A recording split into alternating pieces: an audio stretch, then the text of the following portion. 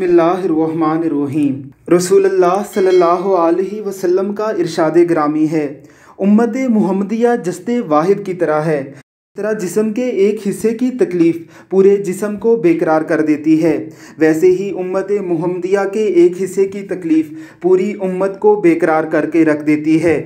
Armenia ने अपने strategic साथियों के साथ मिलकर अज़रबैजान पर हमला किया तो तमाम लोग यही समझ रहे थे कि इतने बड़े सूरमाओं के सामने अज़रबैजान की कोई हैसियत नहीं है।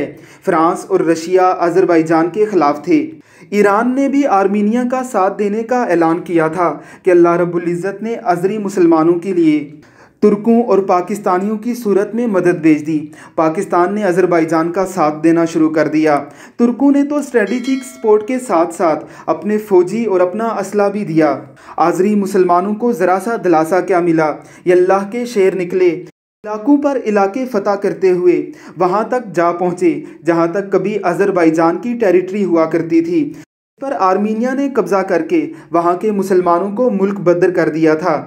आज आज़री मुसलमान अपने बेशुमार इलाके वापस फ़तह कर चुके हैं और वहाँ पर इस्लाम का परचम लहरा चुके हैं। बाहैसियत उम्मत ये बॉर्डरों की तकसीम हमारे लिए कोई हैसियत नहीं रखती। हम पाकिस्तानी नहीं मुसलमान हैं, हम तुर्क नहीं मुसलमान हैं, हम अज़रबैजानी नहीं मुसलमान हैं, हम सऊदी नहीं मुसलमान हैं, हम उर्दनी यमनी या किसी भी मुल्क से तल्लक नहीं रखते।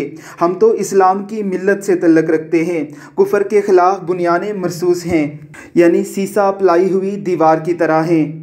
किसी इस्लामी मुल्क पर हमला हो जाता है तो उम्मत मुसलमा पर जहाद फ़र्ज़ हो जाता है। रब्बुल इज़्ज़त की ज़ात हमें इस फ़र्ज़ को निभाने की तौफ़ीक़ अता फ़रमाए और तमाम इस्लामी मक़बूज़ात की आज़ादी के लिए भरपूर काम करने की तौफ़ीक़ दे। आमीन सुम्मा आमीन।